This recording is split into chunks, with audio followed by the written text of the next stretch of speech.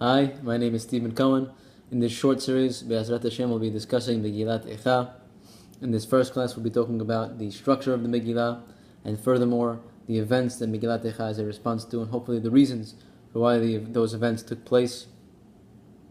Going forward, we'll be doing a perek by perek and pasuk by pasuk breakdown of the Megillah and explaining it. Now, the reason why I chose this topic was because I felt that Megilat Eicha is a text that is very much neglected. It is only really read on the day of Tisha B'Av itself, and so hopefully we'll be able to bring some of its values and some of its very deep and tremendous ideas into light through this short series. Now, I'm just going to, before I start, say that I'm not going to really be saying any of my own ideas.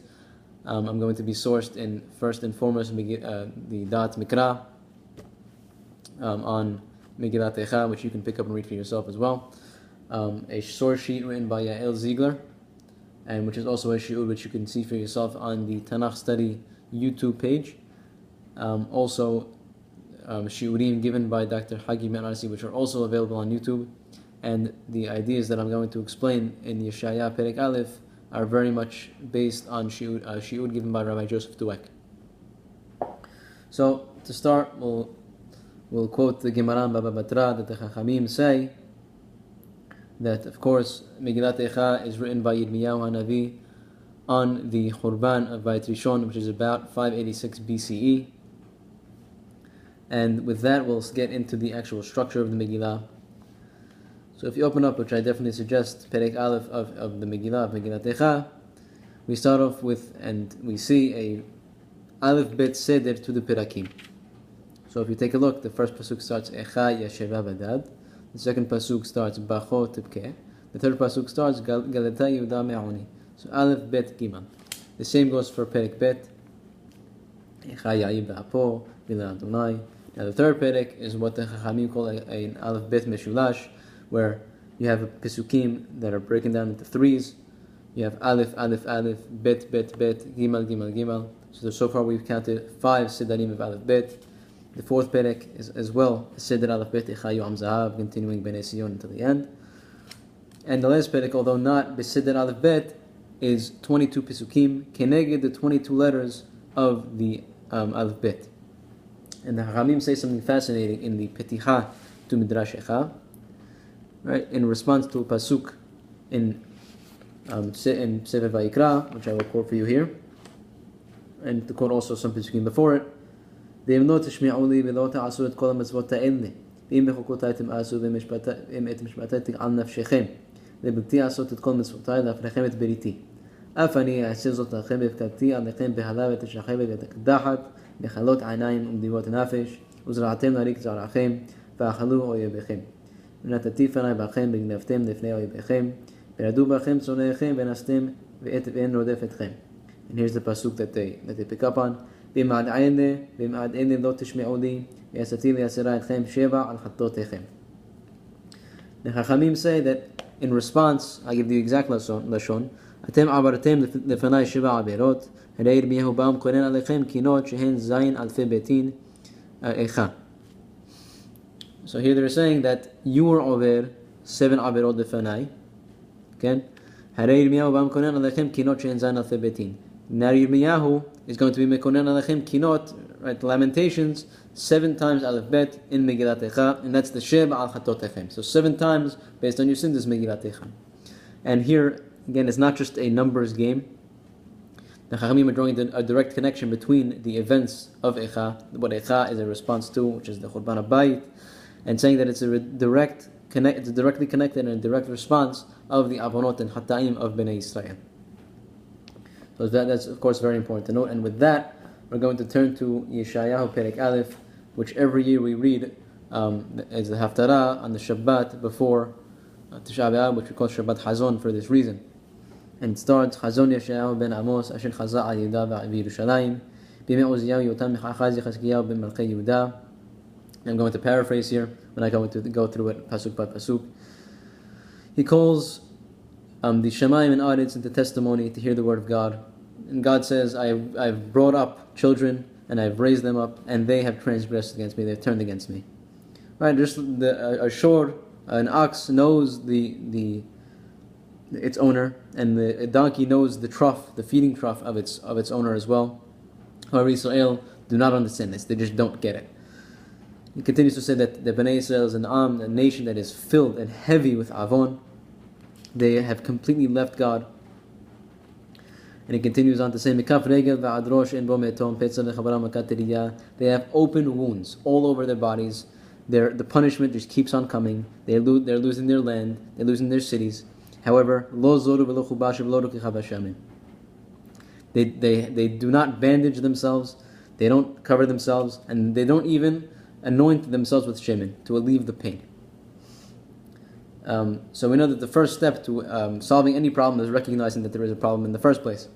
And here, Bnei Yisrael not only do not recognize that the situation that they're in, they fail to even acknowledge that they are have open wounds all over their body. They don't even bandage themselves up and try to protect and heal these wounds. And God continues to say that I've brought everything upon you. I brought every punishment that I could bring, and it hasn't done anything. You continue to be in the same ways that you insist on being in, and you're not pulling out. And he continues to say in Perek Yod, here he's being midameh Bnei Yisrael to the leaders of Sodom, to an Am Amora. So not a good situation for Bnei Yisrael. And here is the kicker. Lama li rob zivchachem yaman Adonai savati odot elim echelev mereim. Vedam pari mukhbasim atudim lo chafasti kitabol leot panai mi b'kei zot me'echem enemos chasvenai. God says, what do I need this abundance of your zevachim for? Do I actually get satisfaction? Do I get filled from the alot elim and the fat of your korbanot? I don't desire these things. When you come for the mu'aid to bring your korban re'iyah, which you have to bring in each mu'aid, who asked this from you to trample my courtyard? And as a reader, I'm picking up on that. We have an entire book dedicated, which is Sefer Vayikra, dedicated to the halachot and the intricacies of detail bringing korbanot. And here God is saying, I don't want them. I have no desire for them. Why? Because lo tosivu avi min chachav ketoret to'e bahili chodesh Shabbat kero mikra lo chal aven ve'asara chodshechem u'adechem sanea nafshi hayu ala letorah neneti neso. Stop bringing these min chachav. You're not bringing them with any heart, with any love. Your Rosh Chodeshim and your Moadim, your holidays, sanea nafshi, I hate them. Hayu ala letorah, they become unto me as a burden. I'm tired of carrying them already. And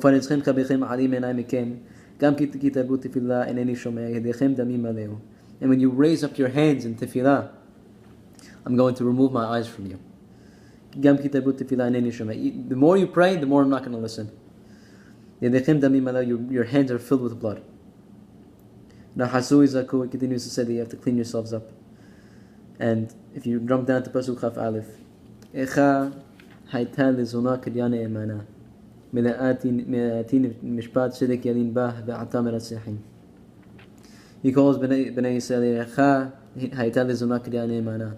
How the city of faithful people that was once filled with people who were faithful to a relationship with me, they have become zonot, they've become prostitutes. And now, just to get a bit of understanding, what a prostitute does, which I don't have to explain to you, is that she does acts of love, removes the love from it, she sucks out the love from the act, and does it completely without any meaning, completely meaningless act. And that is exactly what Bnei Yisrael are doing here. They're taking acts of love, acts that were meant to be filled with love, where you bring something that you harvest and that you take care of in your life, your most precious animals, and you bring it as a qurban to HaKadosh Baruch Hu, nurturing that relationship that we have with Him. And here Bnei Yisrael are bringing it with no meaning. They're doing these things without the heart that they were meant to have. And it's because of this that Bnei Yisrael are thrown out of the eyes, because they do not desire a relationship with God. And just to note that it's in the throwing out of Bnei Yisrael that we see the tremendous love of Borei Olam. It's a parent who doesn't care about the actions of their child that is a terrible parent. If Bnei Yisrael continues to allow Bnei Yisrael to roam around the audits, doing the things they are doing, completely against God, not being meferes berit, then that would be God not caring. It's because of His care that He throws us out of the audit. And it's very important to note. So with that idea, we're going to jump now to the chiastic structure behind the Megillah, which I will explain.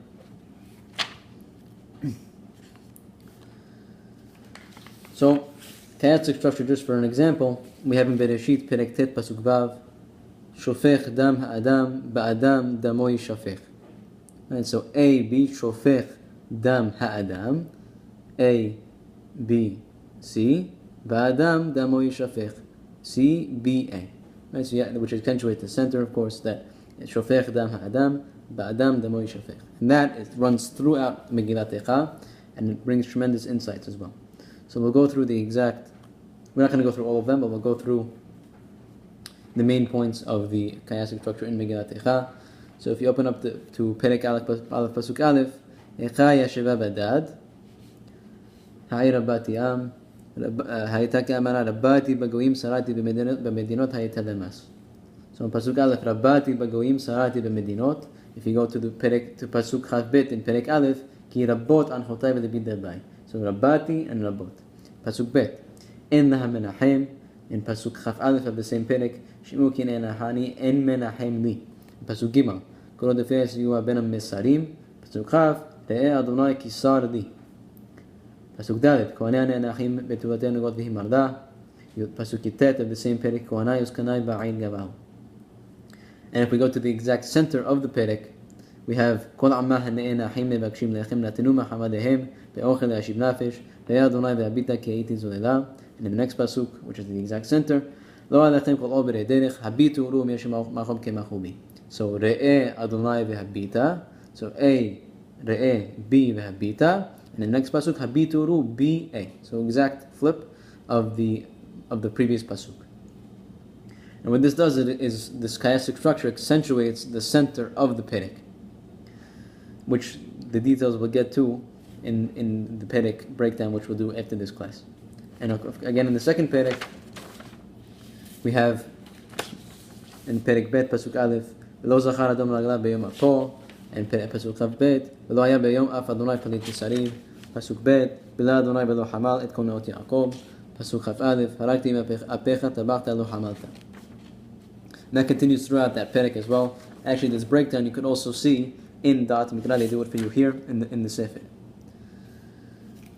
Furthermore, there is a chiastic structure that is built between the Perakim themselves, not just within the Perakim, but between the Perakim themselves. So Perek Aleph is Makbil to Perek He, there are connections there.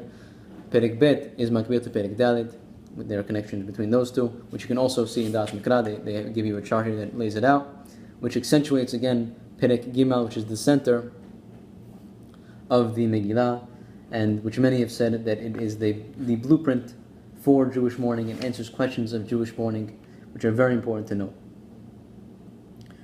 And so just one last point on the Seder Aleph Bet and the reasons behind that Seder Aleph Bet, which we spoke about in the beginning, is that when talking, for example, let's say Vidui, the Fnei HaKadosh Baruch Hu, which we say every day, we say Ashamnu, Baradnu, Gazalnu in Aleph Bet Seder. When pouring our hearts out of Fnei HaKadosh Baruch Hu in Vidui, there is no end to what we could say. And so we give it an Aleph Bet Seder. Why? Because it gives it a sense of finality, even though you can never really finish. And the same goes for Megilat Eicha. That you can go, there's no end to what you can say about the destruction and about the relationship that we ourselves had destroyed as an Am. And an idea that was brought up by El Ziegler and Chaki Ben Arzi, that it's in the Seder Aleph Bet that we have this sense of finality, even though we can never really finish. And so, with that, we'll close out the first class. Please stay tuned for the next few Perakim. Hopefully, we'll bring out some amazing ideas. Thank you for listening.